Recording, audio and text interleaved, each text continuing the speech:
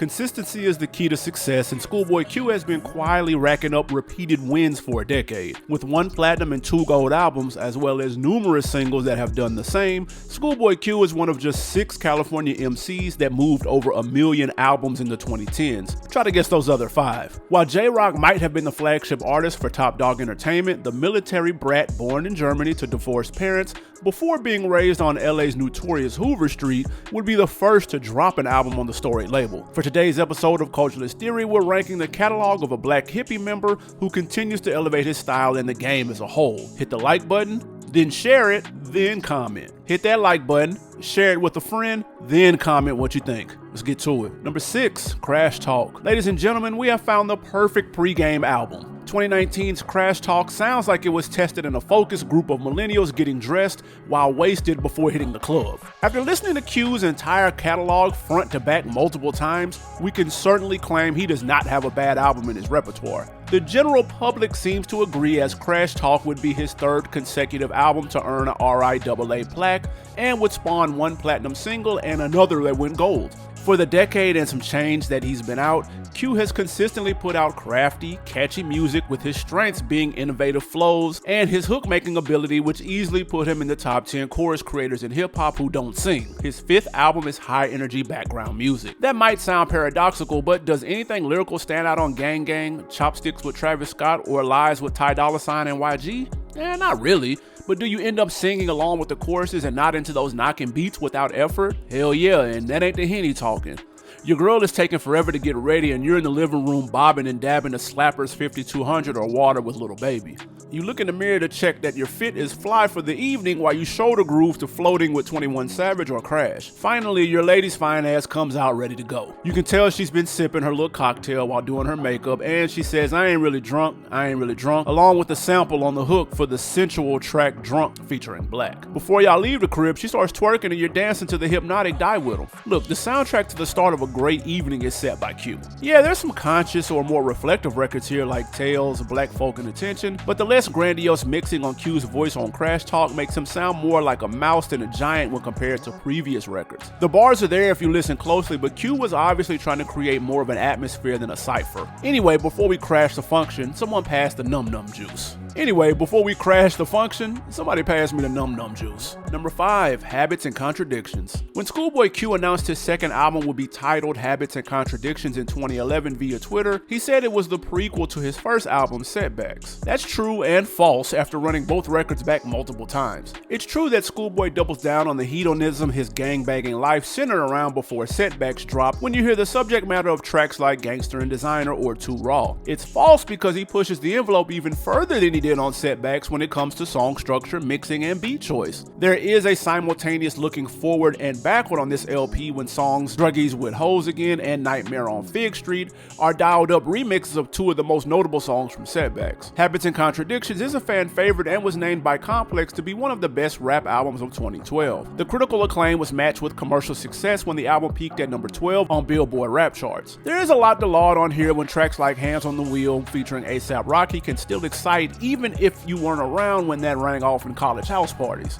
The 3 moods on Habit switch between mellow, manic, and murderous. The laid-back joints on Groove Line with Dom Kennedy and Currency, Sacrilegious, How We Feelin', and the Mike Will produced My Hatin' joint. The chaos comes to turn up the function with Hands on the Wheel, There He Go, Druggies with Hoes Again, and Sexting. The soundtrack for a drive-by comes via Raymond 1969, Nightmare on Fig, and Too Raw, where J-Rock closes the album with a monstrous 16. All of these songs do their job effectively of evoking a mood, whether to be danced, be in a trance, or give the ops survivals no choice. Others like Sex Drive with Jhené Aiko and Niggas Already Know might be somebody's cup of tea, but not ours, because they're too redundant and poorly composed. However, there isn't much here for deeper contemplation. Sure, My Homie is Q telling a story of betrayal in the streets by snitching to 12, but it doesn't compete with the more profound cycle from Setbacks where Q goes deeper into the psychology of the killers. And before anyone says it, Blessed with Kendrick Lamar, an excellent song, doesn't appear on the official track list, as do 2 other seminal songs.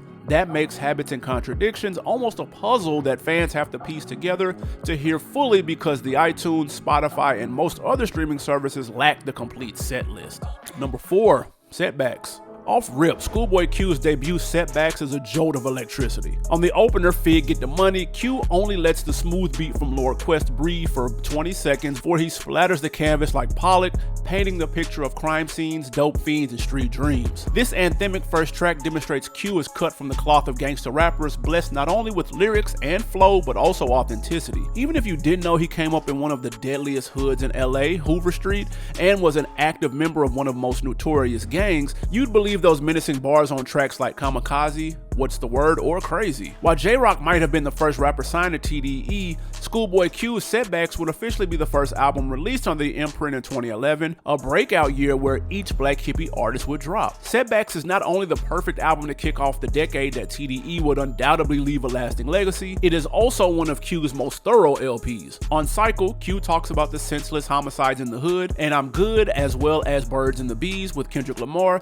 touch on the many obstacles that prevent one from leaving the streets, a running theme throughout the record. Druggies with Hoes with Ab Soul, Bet I Got Some Weed, and Fucked Up are not just jamming songs, they carry a narrative underlying the album about a lifestyle that almost kept Q from turning his life around. In an interview with Complex, Schoolboy Q essentially said this album was a struggle to make because he was getting in his own way, thus the title Setbacks, yet he is thankful that he finally got it right because the album changed his life. That's what makes Setbacks such a great LP. It's more than the beats from TDE staple producers like Soundwave, Tay Beast, and Tommy Black Bang, or that J-Rock, Jhené Aiko, BJ the Chicago Kid, and more show up to show out. It's that Schoolboy has the bona fides to make grooving gangster raps like Situations, the pen game to hang with K-Dot on Light Years Ahead, can make smooth smoker songs like Fantasy, and conceptually tie it all together in an hour. The record peaked at 100 on Billboard's 200 and number 12 on the rap charts. That doesn't sound like a setback at all. Number 3, Blue Lips. There are only a few months left in 2024, but it is very likely that Schoolboy's 6th album, Blue Lips, will make it onto almost every hip-hop head's year-end best-of list. Released on March 1, this boundary-pushing album would have garnered more attention had not Future,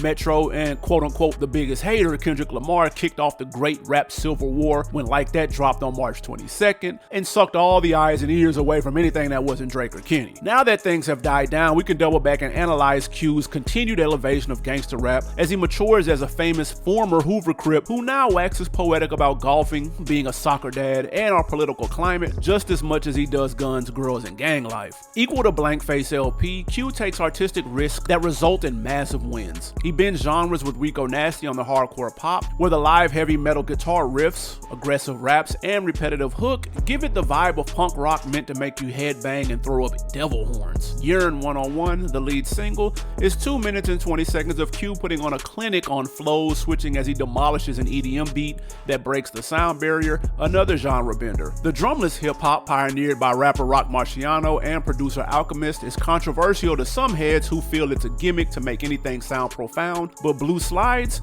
Q's first stab at it, is rap par excellence. An ode to their past collaborations, Foe with Ab Soul is high octane and mind-altering just like their Druggies with Hoes, and is spiritually the 3rd installment in the series. Other standouts are Lost Times with Jazzy, that makes us beg for a full Alchemist-produced Q project, Germany 86, where Q praises his mother who served in the military, and the highly interpretive high-octane Pig Feet that can be loved for being the anthem for the next Chris Dorner or Micah Johnson because ACAB. It's too early to say Blue Lips is his best album because we need to see how well the record ages overall, but we imagine time will work favorably on reflective records like Cooties and crunk tracks like Thank God For Me, which samples Project Patch Chickenhead before smoothly switching gears. There are rumors and rumblings that Mr. Morale will have a surprise release later this year. If he does, the metric of success for Kendrick is not in selling ungodly numbers or spinning the block on Drake. It's surpassing Schoolboy Q's Blue Lips. Number 2, Blank Face LP. When you listen to discographies of rappers, you begin to notice certain artists have patterns. For Schoolboy Q, at least so far in his career, he goes from orthodox to experimental. Setbacks is pure West Coast turf music, and Habits and Contradictions is that, but with an avant-garde aesthetic. Crash Talk is typical trap, but Blue Lips is from another planet. 2014's Oxymoron is mostly an updated take on the gangster rap on Setbacks before 2016 Blank Face goes completely over the deep end. While Blank Face lacks the sheer number of hits that can put it over our number 1 album,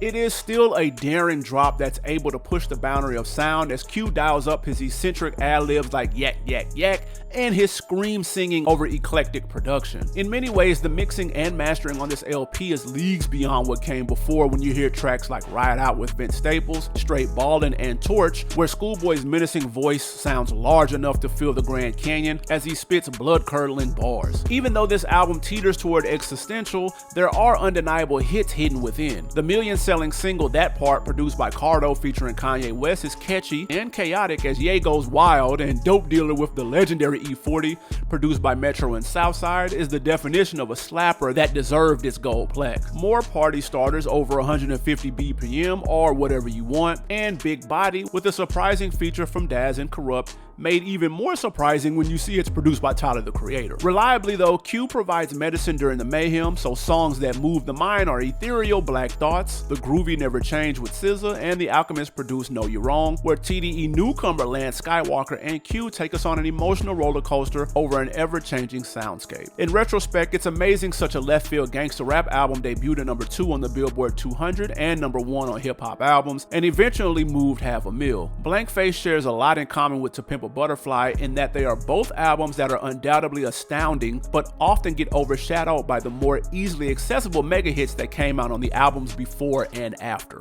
Number 1, Oxymoron. In 2014, Forbes published an article in October that noted not a single artist album had went platinum that year, unless you're counting the soundtrack to Disney's film Frozen. 8 months earlier, Schoolboy released his third album, Oxymoron, the only album from a TDE rapper that would sell over 1 million copies aside from Kendrick Lamar, and Q's first of 3 to earn a plaque. Albeit Schoolboy earned the certification 2 years later, it showed that Oxymoron had legs beyond its number 1 debut on Billboard, moving over 130,000 units his first week. Is this album a classic? Looking at the track list, it reads not only like a list of Schoolboy's greatest hits, but of anthems that defined the summer of 2014. Even if you weren't outside, you couldn't escape these infectious tunes. Collard Greens with Kendrick Lamar, Man of the Year, Studio, Hell of a Night, and What They Want with 2 Chainz. That's 3 platinum and 2 gold if you're keeping score. In one fell swoop, Q racked up many medals flipping on these tracks like Simone Biles. And we didn't even get to the B-sides. The promotional Alchemist produced single Break the Bank is so undoubtedly the truth that it almost broke the Hip Hop DX servers by being the most streamed song of the week of its release, and made it to number 32 on Billboard's hip hop singles. Okay, you get the point that damn near every song on here was and still is popular, but is there substance? Certainly. Prescription/Oxymoron breaks down Q's struggle with his addiction to using and selling drugs. Blind Threats with Raekwon shows both reflecting on the come up from the streets, and Hoover Street, produced by Soundwave, is a vivid portrait of Q's youth living in poverty with a junkie uncle and getting put on the set. Similar to his debut, Setbacks, this LP is a proper mix of gangster rap with conscious reflections by an MC who knows how to rock a party. Oxymoron would be nominated for Best Rap Album 2015 by the Grammys, but would lose to, no surprise, Eminem's Marshall Mathers LP 2. The year before, Macklemore apologized to Kendrick Lamar on stage for the heist winning over Good Kid, Mad City. Snubbing Oxymoron would be the second time in a row we'd see the dominant society sidestep selecting what the culture says is supreme. That's okay, because we know without a doubt, Q was the man of the year. Yo, are you a big fan of TDE? Well, check out our rankings of Kendrick Lamar here and also our list on Ab-Soul. After that, run through that whole playlist of West Coast legends. As soon as J-Rock gives us 5 albums worth of material, we'll do his list next. Until then, I'm CJ for CT. Peace.